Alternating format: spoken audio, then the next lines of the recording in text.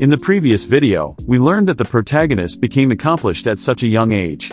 Apart from the famous soft drink he invented, he also developed yogurt, MSG, and other products, which made him wealthy. He even helped his mother's family as they were in charge of distributing the prince's products. The protagonist is now 10 years old, and his sister, Princess Onii, is 16. She told her brother to take it easy because she felt pressured by his achievements. The princess told him that his money would be worthless if he didn't become stronger, so she was teaching him how to wield a sword, not knowing he's already an expert from his past lives.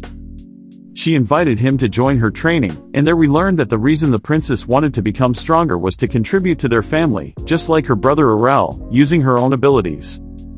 Her training wasn't finished yet, and even as they were heading back to the palace, she was still relentlessly looking for orcs to defeat.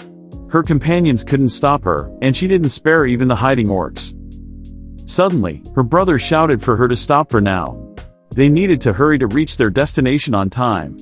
She didn't want to, but since there seemed to be no more orcs to catch, she agreed to stop. She noticed something odd about her horse. The prince said it didn't seem injured, just tired. And because it might struggle on the way home, he offered his sister a ride with him. A servant approached and said he would take her horse to the magicians at the back, and she agreed. The princess said she would ride the horse herself, and Arel agreed since she was better at it than him. But while on the road, the prince noticed something in the sky. He said there was something in the air. He couldn't see it, but he felt there was something above the rainbow. And this is what we showed in our previous episode. It was a wyvern-type dragon with 2 legs and 2 wings. Arel quickly took the reins from his sister and told her to hold on to him. He warned the others to hide because of the wyvern. They were confused and said there were no wyverns there.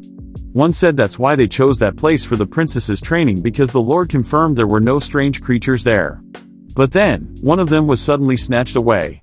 Everyone panicked and ran because the prince was right, those were wyverns. When Onii saw this, she wondered what they should do since there was more than one. Arel couldn't believe it. He thought wyverns usually lived alone, and when they grouped together, they didn't hunt for prey but for a massacre. He was also surprised that they had acid breath. He wondered why these creatures used such strong poison.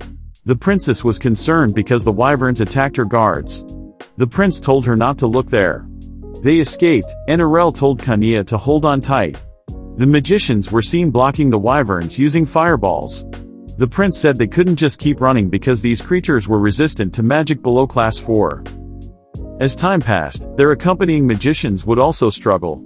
One almost got close to them, but of course, our protagonist wouldn't allow it.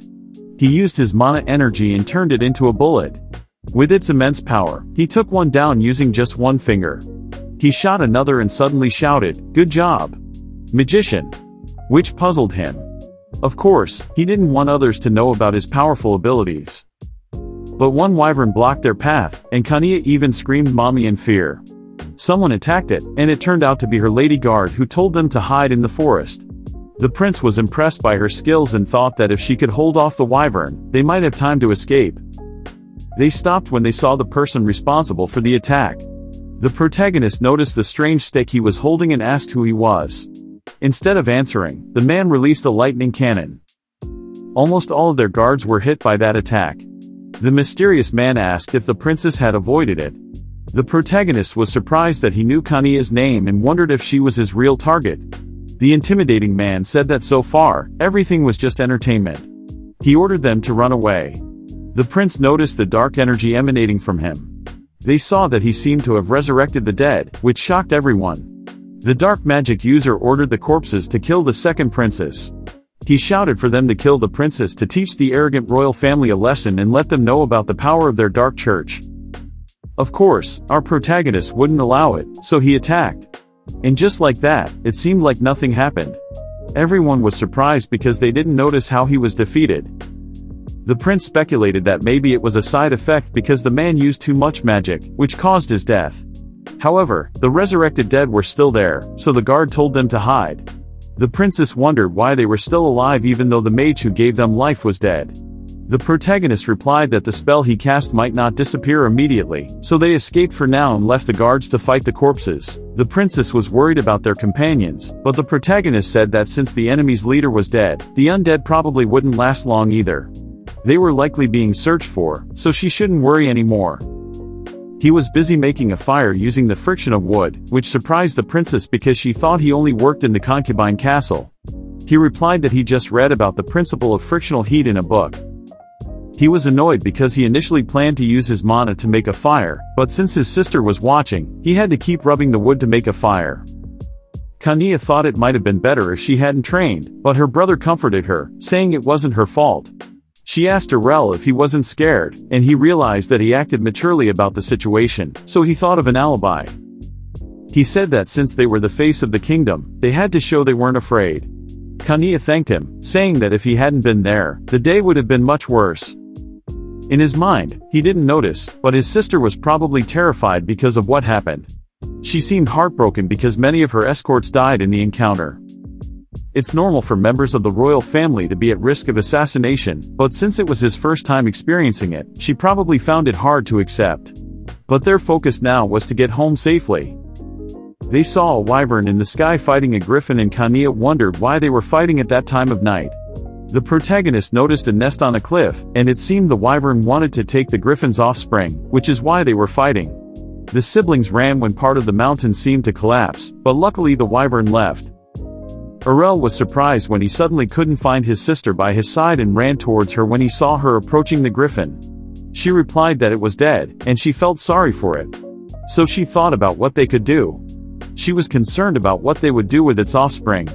The prince suggested, as harsh as it might sound, that they should leave it there and let it live on its own. But the princess said they would raise it, which surprised the protagonist. While the siblings were discussing what to do with the abandoned baby griffin, its companions finally arrived. They reported that after the magic spell's effect wore off, no one else from their group was lost. They were surprised to see him holding a griffin. The prince remarked that their timing was perfect. They should have stopped the princess from planning to take it home, but he responded that there was nothing they could do. A week had passed, and everything had returned to normal. The only change was that they had an additional companion, the baby griffin they named Fly. When the griffin playfully pestered him, the prince grabbed its neck and told it that it couldn't be on his bed. But because it was cute and well-behaved, he would let it slide for now.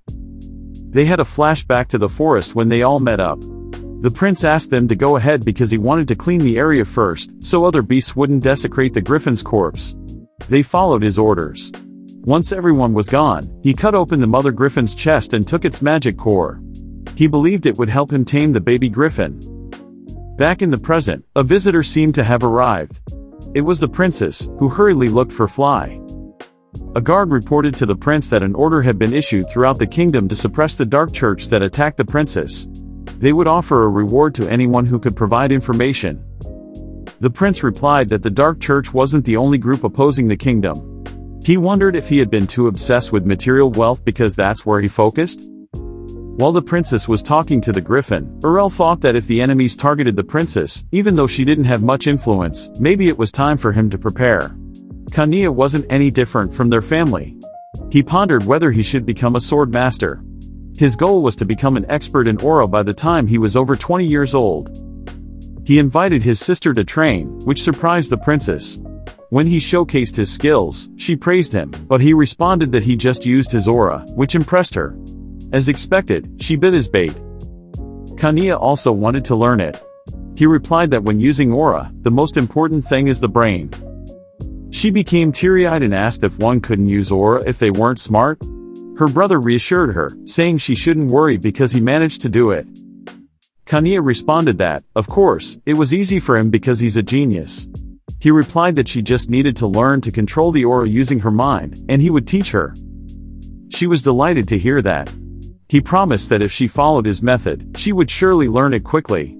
But in his mind, he had another reason for how she would learn it so fast. He secretly planned to transfer his mana to her. A guard stood outside, watching them train in the room. From then on, whenever Kania visited Fly, they trained in both swordsmanship and aura. As a result, the princess quickly became an aura user. She couldn't believe it. But her brother said it was just the beginning. The only side effect was that Fly grew rapidly because it was exposed to the strong energy from their aura training, making it too heavy. The prince said it was just the first step. They needed to train harder because the more mana she had, the smoother she would manage her strength and aura movement. She could use it even when riding Fly in the future. She laughed at her brother's imagination, but he was serious. Kania asked Fly if they should believe what her brother said. In the protagonist's mind, he believed that day would come. They were surprised to see the king there. Rumors said he was busy preparing for the north, so it was impossible for him to just be taking a stroll in their palace. He was pleased when he told the protagonist that he heard he was now training in swordsmanship. He replied that it was just a bit, and besides, he was still experimenting with other things. He was also trying to tame the griffin to use it in the future to defend their border. The king seemed pleased with what he heard. The protagonist wondered about the king's reaction. Maybe he was happy because of all his achievements by now.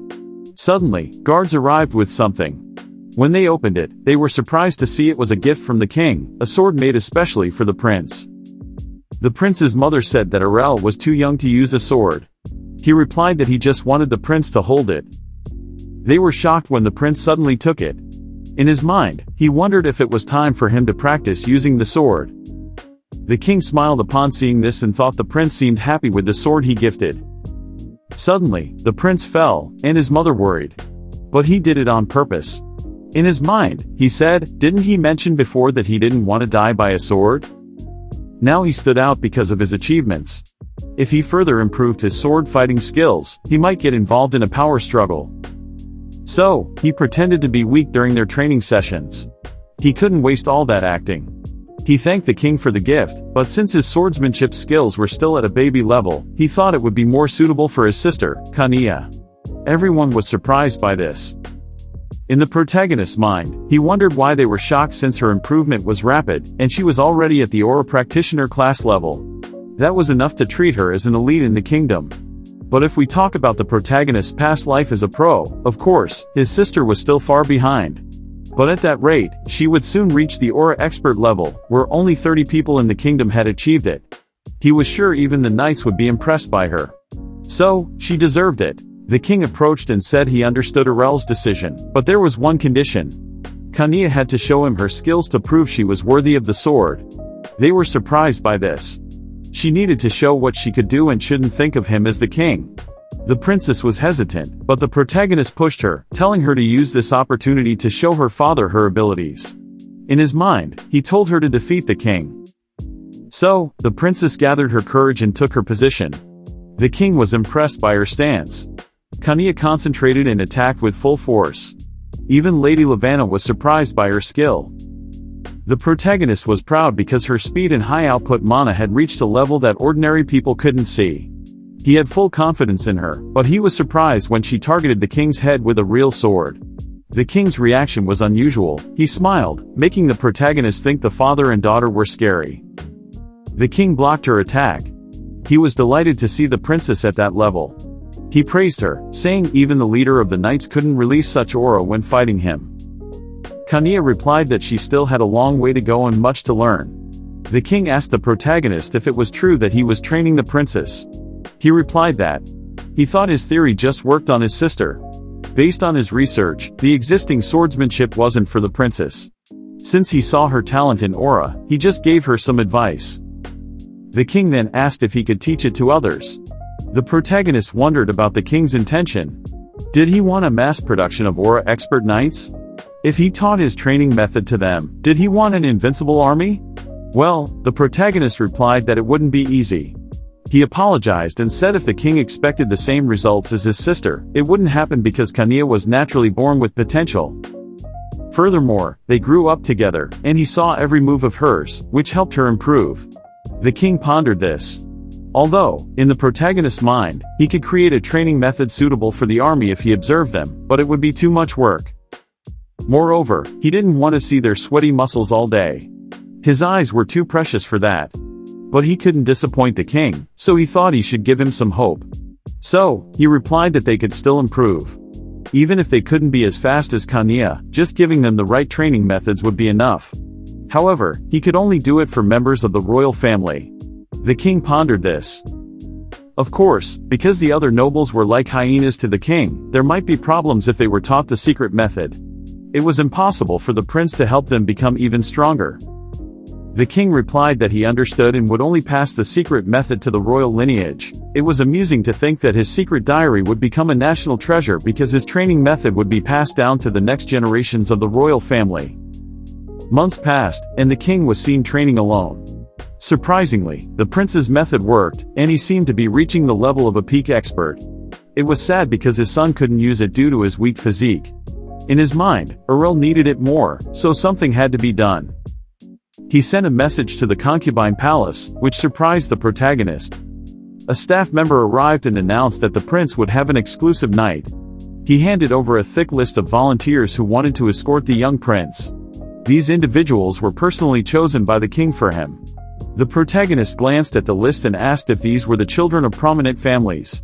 He recalled that these people never used to notice him before, but it seemed their impression of him had improved. Well, that's how it usually goes. One needs to be successful first before enjoying such privileges. But based on his skills, he didn't really need guards. However, he thought to himself that he had no plans to showcase his innate strength in the future, and besides, he didn't want a repeat of past events. His sibling was impressed by this. The protagonist confirmed if he heard correctly that he could choose up to 3 exclusive nights. The staff replied that if he wanted, he could choose all of them. The protagonist said he didn't need that many. He was excited about the interview process, considering factors like skills, personality, and others. As he looked at the applicants, he thought that if he had to choose between muscular knights and beautiful volunteers, he'd obviously choose the women. He was delighted with this idea and carefully examined the list. He was enthusiastic and looked forward to the interviews. However, when the day he had been waiting for arrived, he was surprised. The applicants were not what he had imagined. They were intimidating and exerted pressure. It was clear that they were outstanding knights, but they weren't what he had dreamt of seeing. The candidates were taken aback by the prince's reaction, but he assured them he was fine and there was no problem. In his mind, the protagonist thought he couldn't show his dissatisfaction. Moreover, these were valiant knights who trained non-stop. So, he set aside his selfish desires and began the interview. As he looked at them, each one seemed strong. He asked them what motivated them to volunteer. The protagonist was surprised because the applicants were even more muscular than the king. He was sure that if he chose them as his guards, he would be very safe. But when he saw the resume of the next applicant, he was captivated and wondered if she was really a knight. She had the aura of a noble lady. Compared to the other applicants, she was different. While evaluating, the protagonist felt there was no problem as all answered his questions effortlessly. He needed to think, so he asked everyone to leave the room. In his room, he thought that even if he was just choosing to show others, he couldn't make a hasty decision. He needed to prepare, so he activated the Origin Creation Qigong, 6 divine abilities, all-seeing, all-hearing, all-understanding, all-knowing, all-changing, and all-liberating. It was a secret technique to stimulate the brain and bring out abilities one is normally unaware of. In reality, this ability could only be achieved by a Taoist immortal who trained for a long time. But it was easy for him because he was a former pro. After a while, he called them back for a second interview. But he requested that they enter the room one by one. He was meticulous in his selection because some might have volunteered with different intentions. And indeed, with each candidate's entry, the prince looked at their core to see if it was in good condition. Those emitting a black aura were out. Due to the all-understanding ability he awakened, it helped him see people's thoughts and understand them. While he couldn't hear their hearts, he could see the color of their souls and emotions. They might not be there to assassinate him, but he had to be careful in his selection as they could be spies. When the next candidate entered, the prince was surprised because he saw a clear color of her soul. She introduced herself as Asha Pernil. She was an excellent talent, even though she came from a simple place. The protagonist wondered if there was anything else he needed to know about her. The protagonist's eyes sparkled, and he said he seemed to have no problem with her and felt like he found a diamond. Asha was surprised when he immediately said, "Next." The protagonist pondered because, besides Asha, no one else stood out, and he needed to choose 2. Should he just choose the one with the biggest body? Suddenly, someone else arrived and introduced herself as Sanagaril. The prince was surprised because he also saw a clear color of her soul. Her record was impressive, having had many experiences and being sent to various kingdoms. But she said she always traveled to different places for personal reasons. The protagonist wondered if she was a problem child. But when he looked at her closely, there was no change in the color of her emotions, so it seemed she hadn't committed any crimes or anything. The protagonist was pleased with the applicant and decided not to ponder why she moved from place to place. He ended the interview in a good mood and congratulated everyone on a job well done. Now it was time to announce his choices, and they were none other than Sana and Asha. With that, the number of members in the concubine castle increased. The prince was happy with the results. He took the two to an open space and said he didn't really know what the two were capable of. So, he asked them to show him. Both were surprised. In his mind, even if they were assigned to him in name only, it would be a problem if they were still at the Aura Practitioner class, so they needed to be stronger. Therefore, the first thing he needed to do was find out what they were capable of. Asha was okay with it, but she asked how he wanted them to show their skills. He replied that he wanted them to fight each other. Both seemed ready, and Sana expected they would spar on their first day there. In the protagonist's mind, sparring between two people with similar skills allowed them to showcase their strength without hesitation. He was very excited and curious to see who was stronger between the two. Whoever it was, they should be proud of their skills. Both seemed curious about who was stronger. The protagonist was looking forward to the duel, and it seemed the only thing missing was popcorn. Sana asked if there were any rules for the fight. Asha replied that there didn't seem to be any and turned to the prince, who looked like he was just going to watch a movie since he even had popcorn. The prince responded, advising them to ensure they don't hurt each other. Sana confidently said he would go easy on Asha, especially given the prince's words and considering he had more practical experience than her.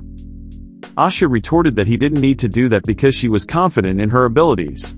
Still, she acknowledged that Sana probably wasn't boasting when he mentioned being assigned to many places. The prince became concerned with the tense atmosphere and wondered if they were going to fight for real. He reminded them not to take the fight too seriously. The battle would start once the prince clapped his hands, but before he could finish speaking, they both began attacking each other. The prince exclaimed for them to take it easy and observe their abilities. He noticed Asha's powerful attack and wondered what he would do if she made a mistake. The prince was surprised because Sana seemed to predict Asha's attack just by looking, much like wild animals. Sana saw an opportunity to strike. Since Asha was using a spear, she found it challenging to defend when the opponent got close. Her next move was a powerful kick. Sana commented, asking if it wasn't too much for her to kick when she already had a spear. Asha replied that she didn't see any problem with it. The prince was shocked because both took the fight too seriously. Their auras were astonishing, and he was concerned they wouldn't stop until someone got hurt, so he stopped the fight. He approached them and said, thanking them for the sparring, he finally saw their capabilities. In his opinion, they still had a lot to learn, which puzzled them. He detailed that he was surprised by Asha's impatience as she seemed solely focused on speed, and Sana seemed timid because he was used to hand-to-hand combat. He added to Asha that he heard she trained her sibling. She wondered if the reason he brought them together was to teach them. He replied that they probably noticed the princess's transformation and that she had become popular among the knights. Now that they were the prince's guards, they should become stronger. He asked if they disagreed. Both replied that they didn't want to bother the prince further. But he said he had nothing to lose by helping them improve. So, while they were by his side, they would become sword masters no matter what. They both agreed and followed the prince. Chapter 1 of their training felt like a classroom. Sana commented that the room seemed too small for training. The prince replied that they would only be discussing theories there. He asked if they were ready to learn. He brought out his secret manual, saying that if his technique worked on them, he would sell it to other knights in the future. Truly, our protagonist had an entrepreneur mindset. While Asha was reading, she asked why they needed to circulate mana throughout the body to strengthen the aura. Meanwhile, Sana didn't understand the book. The prince explained he didn't expect them to learn from just one book. He elaborated that the amount of mana stored varies. There's a circulation path in the body, and currently, something is blocking their mana path. Because of this, they were emitting aura recklessly, which was costly and dangerous. If the circulation path wasn't opened properly and forced out, it could be deadly. So, they needed to learn how to naturally accept such vast energy in their bodies. They should learn to accept and store mana in their daily lives and also understand how to circulate it efficiently. If they could do that, their aura usage would undoubtedly improve. Both seemed excited by the prince's explanation. With that understanding, the next training chapter would be theory and class tailored for each of them. Chapter 2 focused on Sana. The prince wanted him to learn to focus his aura, but Sana said he was already using it correctly. The prince then asked if he could use it simultaneously on both hands and legs. As the prince suspected, Sana could only use it in one place. He taught Sana that it wasn't hard to surround the entire body with aura, but Sana always focused on the areas he needed. Rapidly using aura would tire him out. Sana tried but said it wasn't working. If he used it all at once, he felt his senses wouldn't keep up. The prince suggested focusing on the senses in his palms. He noticed Sana concentrated better when aware of body temperature or touch. With the prince's guidance and patient instruction, Sana managed to do it. Sana even complimented the prince on his soft hands, making the prince awkwardly tell him to stop the nonsense and focus. After a while, Sana mastered it. The prince wondered if he taught correctly, but what mattered was that it worked. Chapter 3 was for Asha. The prince reiterated that Asha was impatient. During their previous sparring, it was wrong for her to suddenly kick Sana to surprise him. In spearmanship, it's essential to be calm and patient. She wondered if that's why he was making her do it, and he confirmed it. She said she only felt the weight of the young prince. But he told her to concentrate until that feeling disappeared. She should relax and focus. On the other hand, it seems someone reported the prince's activities to the queen. She wasn't concerned about the young one before, but he seemed to be becoming an annoyance now. She thought it might be time to take action. It was getting dark, and Asha was still busy with her training. She noticed that she had indeed improved, thanks to the prince's help. She didn't expect the training to be challenging. She wondered if, coming from the fallen Pernil family, she deserved such guidance from the prince. A little backstory on Asha: the Pernil family wasn't very wealthy. The downfall of their family was due to a famine caused by monster attacks. One day, when their home was set on fire, her father stayed behind to block the door, giving them a chance to escape. He entrusted the family to Asha. As much as she didn't want to leave her father behind, they had no choice but to save themselves. Because of what happened, even the noble families who were friends with the Pernil family turned their backs on them. In the end, she volunteered to join the knights to earn money and become the family's breadwinner. Due to her talent in martial arts, she quickly awakened her aura and was soon assigned to the royal capital. However, she was placed in the 15th Knight Order under the direct command of the kingdom, the lowest rank where all the rejects gathered. The most worthless among them was their incompetent and lazy commander. Even though he was old, he was still at a beginner level when it came to using aura. He only achieved his position because of internal connections. While there, he noticed Asha, whom he called Ms. Yang, and said he would give her separate training. He touched her shoulder and mentioned she looked like his daughter. He invited her to have dinner, just the two of them. The scene then shifts back to the present, where Asha angrily strikes a tree, saying that maybe next time she should also split her former commander's body in two. She applied to be the prince's escort out of desperation. She didn't expect to be accepted immediately. Thanks to that opportunity, her family's life would improve. She just needed to save a bit more to send her sibling to school. She thought that perhaps all the good things happening in her life were because of the prince. On the other hand, Sana also mentioned that she applied to be the prince's exclusive knight out of desperation. She was noticed while exercising early in the morning. A staff member praised her for it. Sana Garel came from a family of mercenaries or private professional soldiers. She grew up in a tribe with no permanent residence because they moved from one assignment to another. When she was young, her father talked to her about their money problems. It had been 30 years since the last war. Although it was a good thing that peace had been achieved, their income had decreased. He told her that one day they might run out of mercenary assignments. So, he advised her to leave and pursue a different path. He would take care of the elders in the tribe who still insisted on being mercenaries, so the younger ones like her could find new paths. Sana gratefully accepted and promised to return. Sana was okay with moving around and didn't find night training difficult. However, while she was away, her father died after clashing with a corrupt lord. In her thoughts, she said her father was foolish, but she couldn't blame him because they were alike. Like father, like daughter. She was shown avenging her father. She punished the corrupt official, saying he seemed to have gone mad and blind with his promotion. Sana was furious because he had no conscience and framed innocent villagers as bandits. Back to the present, she said she didn't regret her actions, and in fact, she felt relieved afterward. Since that incident, Sana moved from place to place, often being deployed to dangerous areas. After her travels, she volunteered as an escort knight. She felt lucky to be chosen by the prince and had a good feeling about him. The prince might seem lazy, but he wasn't arrogant. She found the young prince adorable and remembered his soft hands. Most importantly, the favor he granted her was something she could never repay.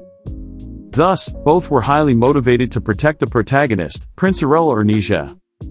While he might not be skilled in martial arts and magic, he demonstrated a unique talent for studying. He created unique goods that enriched the kingdom and even helped the second princess become an aura expert in a short time based solely on theory. That's one of the reasons he became known as the Great Grey Sage. In the next scene, the protagonist is seen chilling, saying that no one can beat him at slacking off. Now, at 13 years old, he has been doing his best to hang out and relax in recent months. Meanwhile, the king is seen in a meeting with what appears to be leaders of the kingdom, discussing that the third prince, Prince Arel, will turn 14 next year. His coming-of-age ceremony is approaching. Count Tenbis mentioned that since the prince is showing talent and skill in various fields, his coming-of-age ceremony might be a good opportunity. The king asked what kind of opportunity he was referring to. Was he suggesting giving Arel his own territory? They replied that no one would object to that. The king became angry, calling them bastards. They wanted to exile the young prince to a distant place, using his coming-of-age ceremony as an excuse. Count Tenbis added that Prince Arel was popular not only among low-ranked nobles but also in other countries. The king might be thinking of making the third prince the next in line. The king was furious at this, saying what nonsense was he talking about? How many times did he have to say that the heir was the crown prince? Prince Arel had no interest in being king. However, another mentioned that the problem was that news about that possibility was spreading to other countries. Duke Yast added that many young noblemen were showing support for the third prince over the crown prince. Public opinion was swaying. Even if the concerned parties didn't show it, they knew what could happen. The king pondered this. Someone else tried to speak, but the king silenced him. However, they said it wasn't just their opinion. They showed letters from various people. Many noblemen were concerned that the order of the royal family might be disrupted. They just wanted the kingdom to be stable. The king thought about it, noticing that the appeal in the letters was consistent. They wanted Prince Arel sent to a distant place. It seemed like an ultimatum from the nobles. The king sighed, saying he would consider if there was a suitable territory for the boy. The prince found out about the meeting when he received a letter. Based on the letter, they wanted to give him his own territory, but of course, he knew they just wanted to exile him. He shook his head and then celebrated because he would finally have his own territory. Did they think everything the prince did was for nothing? He didn't care about the throne. The aristocrats there were potential terrorists. Having his own territory was 100 times better than being surrounded by hyenas in the kingdom. He said, finally, it's time to be independent. His own territory, his own home. He was overjoyed because his long-term plan was finally coming to fruition. The place called Fahelia in the north was shown. It snows here all year round, so if you're not prepared to go there, you'll surely die from the extreme cold. The prince thought that farming would be difficult in such an environment, and it seemed the nobles had already decided to exile him there. His departure was scheduled for 1 month after his coming-of-age ceremony. So, he only had 1 year and 1 month to prepare. He spoke to his staff, saying that becoming an independent territory wouldn't be easy. Only those ready for such a challenge should come along.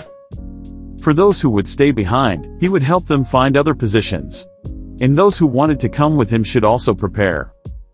Fortunately, the alchemist team and most of them seemed determined to join him. However, Sana seemed to have an opinion about Fahelia. The prince asked her about it. She recounted that she was deployed there for a year. It wasn't that dangerous, just extremely cold.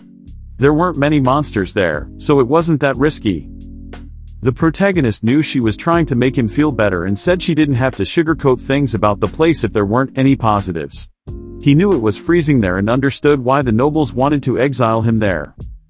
Surprisingly, the prince didn't seem to care because it was better than he expected. In fact, he thought the place they would send him to would be even more dangerous. Maybe a place full of powerful monsters or a place that's burning because of a dragon. He said he expected the nobles to make things even harder for him, but it seemed manageable. Both were touched by the protagonist's attitude and said they would protect him no matter what. Outside, Asha told Sana to be honest with her about what she told the prince. The prince probably knew what she meant. She added that apart from the deadly cold, there was nothing in that place. The reason knights were assigned to Fahelia was to prevent monsters that couldn't withstand the cold from descending.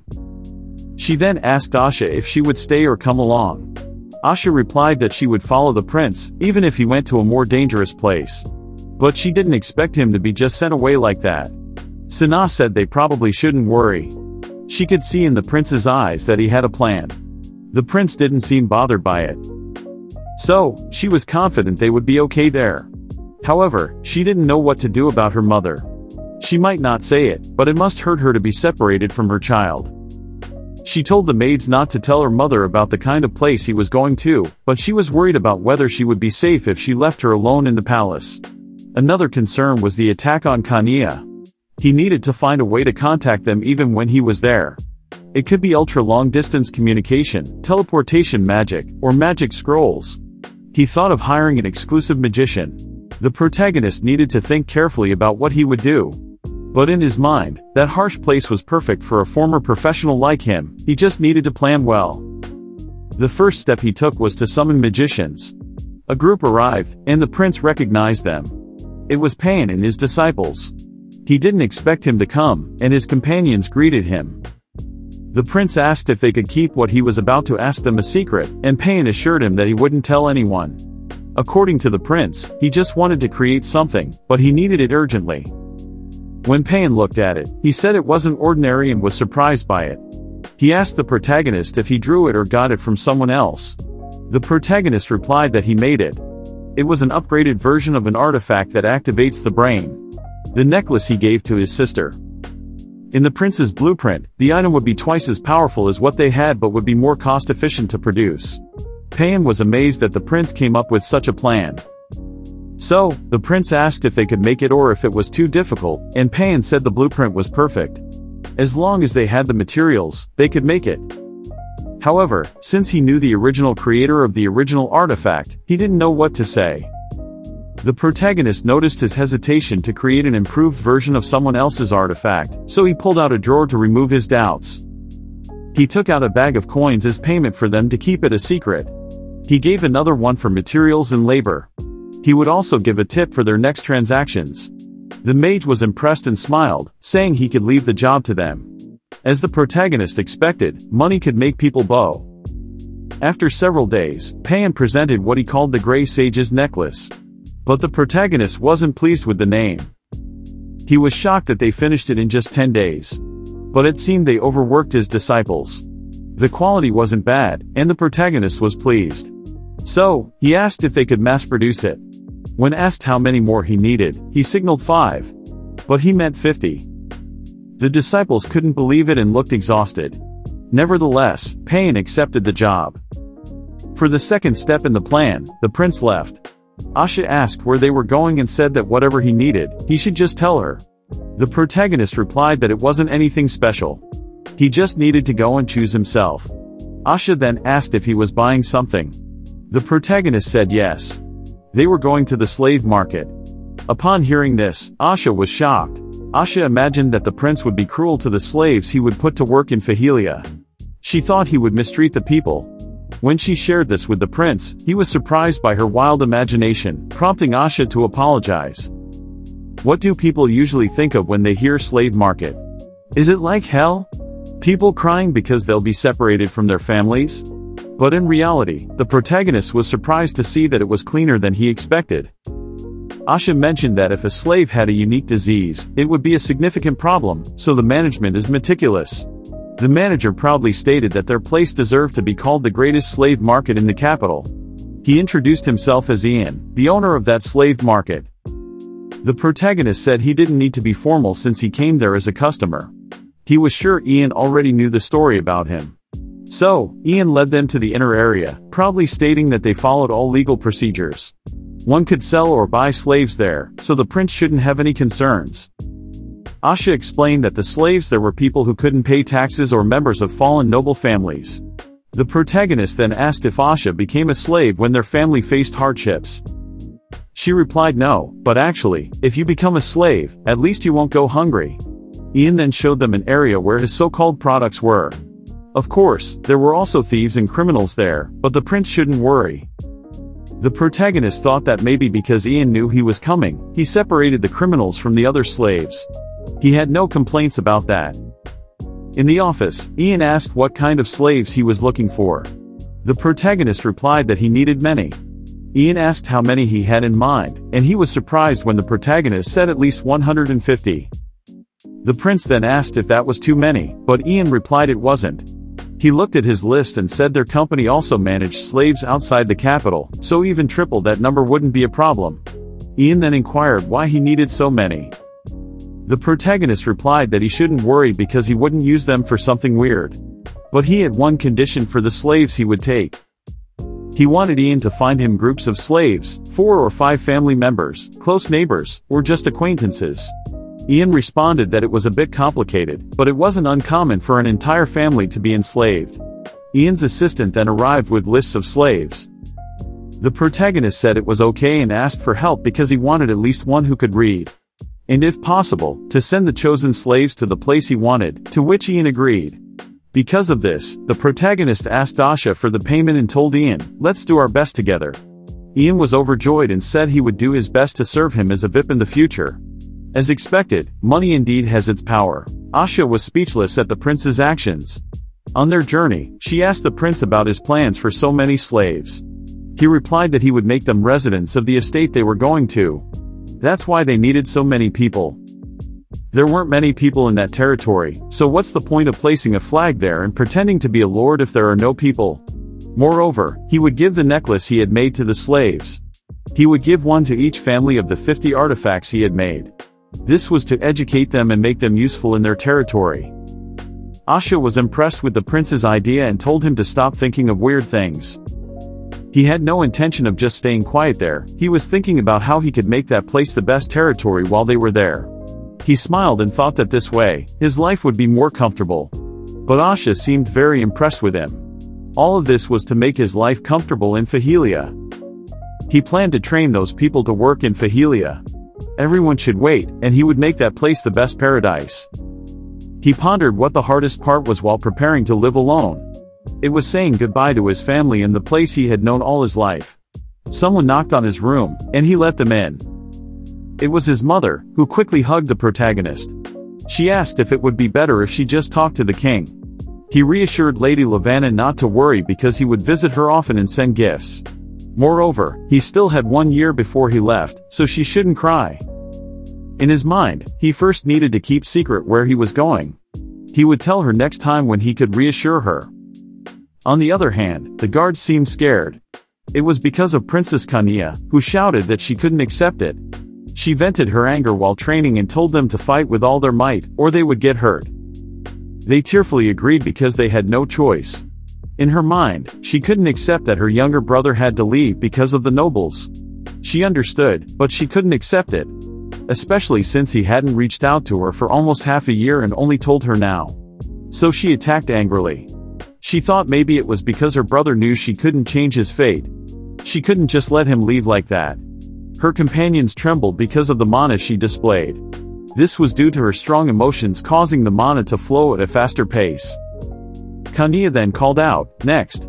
That day, the youngest sword master and third sword master in the kingdom's history emerged. The reason was Princess Kania's obsession and irritation with her younger brother. But of course, no one else would know that. The protagonist suddenly remembered his very first life. He wondered if he felt the same way when he was sent to the army. It seemed like time flew by so quickly since he was enlisted. Back to the present, is this how he feels because he's preparing to become independent? The protagonist, now 14 years old, is shown. It's his 14th birthday and coming-of-age banquet. Someone congratulated him for being an adult now. But in his mind, he knew it was just for show. Nevertheless, he smiled and thanked Sir Burrell. The protagonist remarked that the party was too boring compared to his first birthday. He was annoyed because there were so many nobles present. He couldn't pretend to be asleep like when he was a baby to avoid people. The guests mentioned that not only the nobles but also the citizens were celebrating that special day. But the truth was, they were celebrating because the prince would be sent to a distant place. The protagonist was tired of all the nobles' greetings, which he knew were just for show. He wondered what he could do to alleviate the boredom. Suddenly, his mother waved, reminding him to behave as she was watching. Anyway, in just a month, he wouldn't see them anymore. He just let them be. The queen then arrived, congratulating him for becoming an adult. She added that she heard he was leaving to manage his own territory. She speculated that his mother, Lavanna, must be sad. Though the prince greeted her with a smile, in his mind, she was the worst in the kingdom. He said that he would have to do that one day anyway, and he was happy to have the opportunity to contribute to the kingdom even at his young age. The queen said that Zale, her eldest son, would miss him too. She thanked him for improving Zale's sword skills. She added that Zale was grateful to his brother. So, the queen had a gift for the protagonist as a token of gratitude, a coat made from the fur of foxes from Fahelia. Because of this, he realized that the queen was behind his exile to Fahelia. He thought it must be her because Zale didn't seem the type to feel threatened by his presence there. The only one with the capability to talk to the nobles and get their support to send Arel to another territory was none other than the queen. It seemed she was mocking him by giving him the coat, but he had to restrain his anger. So, he just smiled again and said he had already greeted his older brother. Even if they were far apart, since they shared the same blood, whenever his brother needed him, he'd be there to assist. The queen replied that he was indeed very reliable. But of course, the truth was, they were both just being insincere with each other. In the protagonist's mind, he hoped the day would never come when they'd have to be genuine with each other. The prince then stepped out, thinking that the party was finally over, but he felt like he was forgetting something. Looking back, he saw his sister, Princess Kania, and realized she had been too quiet lately. He expected that since he informed her late about his departure. So, he thought he should apologize before leaving. But he was surprised to see a change in Kania's demeanor and stood up. What was she planning? The protagonist felt uneasy, thinking she was about to do something unusual. And indeed, she quickly approached the king. But the king told her it wasn't the right time to talk, and they should speak later. However, Kania insisted, saying that after a month, she would accompany her brother to Fahelia. The guests were shocked by what they heard. Even the prince was taken aback by his sister's words. He thought he should stop her, but even their mother couldn't do anything. The king was angry at his daughter's words, saying her joke wasn't funny. What was she planning, and why would she follow her brother? In Arel's mind, the king made a wrong move with that response because he knew it would trigger Kania even more. Nevertheless, the protagonist was curious about why she wanted to go to Fahelia. She replied that she would become his knight. Arel was taken aback by this. The king raised his voice at Kania, saying it wasn't easy to become a knight, no matter how hard she tried to learn swordsmanship. But Kania persisted, saying she had reached the master level. With that, the guests were astounded. Arel was shocked that his sister revealed the truth. The king couldn't believe it since she was only 19 years old. The only person who had achieved that at such a young age was the former king. Kania then drew a sword, saying if he didn't believe her, she would show him.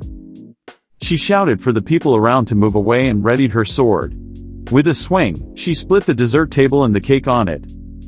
Everyone was impressed by her skills and believed she had indeed become a sword master. They clapped and cheered. Kania told her father that she had been thinking about it for a long time. Arel was given an estate and was leaving, while she might just be married off to someone she didn't know. So, if that was her only choice, she'd rather become a knight for her brother. Arel was touched by what his sister did. The nobles there said it seemed like she had resigned from being a princess, and if it was a joke, there would be consequences for her actions. But the princess just smiled, as if she had planned to do that all along. The protagonist scratched his head, unsure of how to resolve the situation. He wondered who taught his sister to be like that. And he realized it might have been him, but now wasn't the time for that. He wanted to stop her, but the princess wasn't done. She said if what she did wasn't enough, she would show her sincerity. She walked forward, held her sword, and knelt in front of the prince, vowing to dedicate her sword to her brother. She swore to stay by the prince's side and help him overcome any challenges with her sword. The prince was speechless at his sister's actions. Princess Kania declared, "From this moment on, I, Kania Ernisia, vow to be your knight." The protagonist was shocked because his sister recited the knight's vow. He couldn't tell if it was a formal oath since she was a princess and couldn't become a knight, plus he hadn't given his consent. But their biggest problem was that too many people were watching them. The vow she made was no joke, especially coming from someone who had achieved the status of an aura master. So, everyone had no choice but to accept the princess's oath. The protagonist facepalmed, realizing this was his sister's plan all along. In Kania's mind, she wasn't just doing this out of concern for her brother, but also for herself. The king's reaction was indescribable, and it seemed their mother even fainted from the shock. The queen on the side was angry, thinking she had finally resolved the issue with the prince, but now the princess added another problem. Prince Arel had mixed emotions about this. Normally, he would just laugh it off, but now he felt teary-eyed because of what happened. He thought that things always seemed to go wrong on his birthdays. So, they should probably never have another birthday banquet again. Despite the commotion, life went on. The prince's belongings were being loaded into the carriage, and he was saying his goodbyes. Lady Lavanna remarked how time flies, saying it felt like just yesterday he was born, but now he's grown so much. The protagonist reassured her, saying he would visit often. His mother added that she and China used to worry because he didn't cry much as a baby. But it was heartwarming to see him grow up well. The protagonist thought he had done a good job acting as a baby, but it seemed he still needed to improve in that area. He told her that since he was frail, she should just call him if she ever needed help.